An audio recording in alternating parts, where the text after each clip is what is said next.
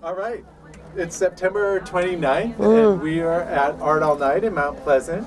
Could you tell us your name? My name is Lisa Eckenwieler. Yep. And could you tell us your relationship to Mount Pleasant? So I've lived in Mount Pleasant since 2008 in the spring. And what brought you to Mount Pleasant then? Well, so actually my first introduction to Mount Pleasant was in 2008. I was a philosophy professor at Old Dominion University, which is in Norfolk.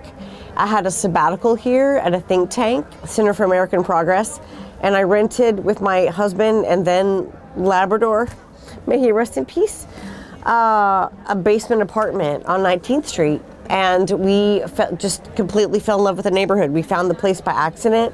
None of the Craigslist places worked out, which I think dates me. Does Craigslist even exist anymore? I don't even know.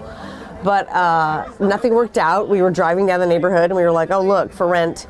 And it was probably the happiest place we've ever lived.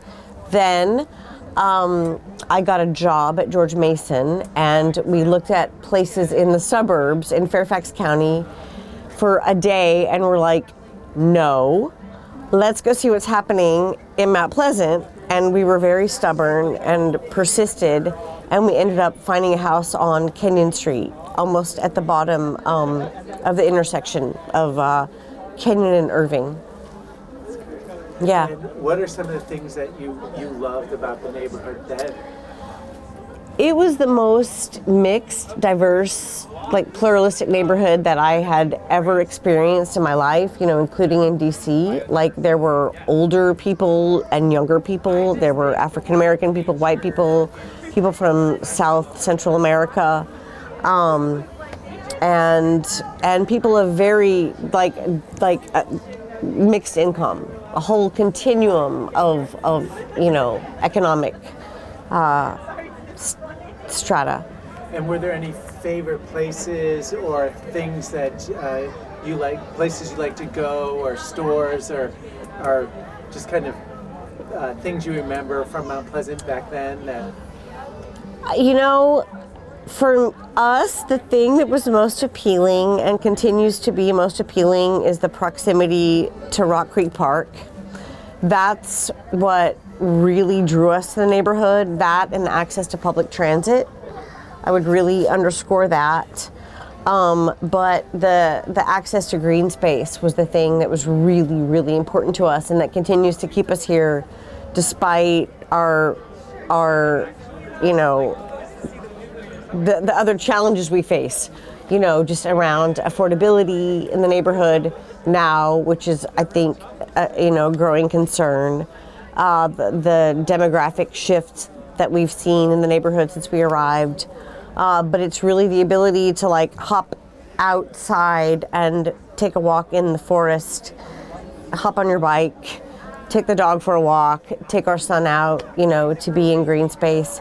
It's really hard to find that, you know, in any major city, and not even a major city, just kind of anywhere increasingly, I think, in the United States and around the world. So that's the draw. And there isn't a specific place in terms of the neighborhood, but just you know, being in the neighborhood has always been really important for us. You know, I think El West is a place that we always gravitate to and go in and say hello to Veronica. She's a really important person we've known for a long time, and like a business owner, Patrice, who is the owner of Purple Patch. And, you know, so I think it's like some of the female business owners that we feel really attracted to, if I was going to name places that have been important, but it's really the park. That's terrific. You alluded to this already, but I wonder if we might go into this little more detail on some of the changes you've seen since you've been here in 2008. Yeah, I would just describe it in terms of what's happened in the housing and what's happened in terms of the cars. Like, there used to be a lot of renters in folks' basements. Now it's Airbnbs. And we live at as I said, the intersection down at the back of the zoo. And just like who's driving out of the neighborhood, the cars have changed. You know, like it used to be, I don't even remember, and now it's, you know, Mercedes, Teslas, really, it's just become a much more affluent neighborhood. And I don't know, for me, I feel a sense of loss that we've changed just in terms of pluralism, economically, and in terms of race and ethnicity. So those are some things that have really been noticeable. I really appreciate, though, the durability of Mount Pleasant Street and how that really continues to serve a really wide variety of folks. That doesn't seem to have changed really dramatically. It's mostly local economics, with I think two exceptions, the 7-Eleven, you know, and the Subway. And that I think is really increasingly exceptional. So I'm really grateful for that. Where would you like to see the neighborhood in, let's say, 5 years from now? Oh, that's really hard. I guess I wish it would be more affordable. I mean, I think that's a really big concern, and I don't, you know, that's a hard thing. There are a lot of just factors that contribute to that. I hope that people will really continue to value the diversity of the neighborhood and not take that for granted, you know, just in terms of like who lives here, where they live, the difference. This is a really hard one to explain. Like, for example, there's a really big difference between the daytime life of Mount Pleasant and the evening life of Mount Pleasant in terms of who's around.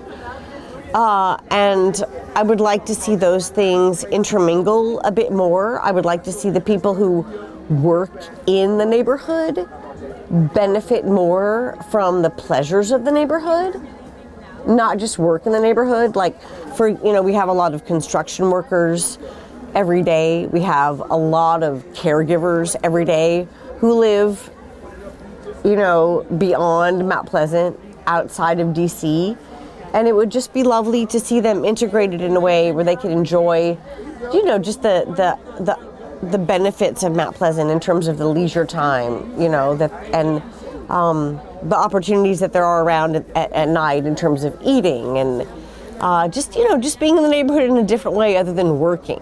So I think that's one of the big things is like, I just notice, you know, because I'm a professor, so I work at home some, and then I'm on campus, but I just notice a huge difference in terms of who's around in the daytime and who's around in the evening.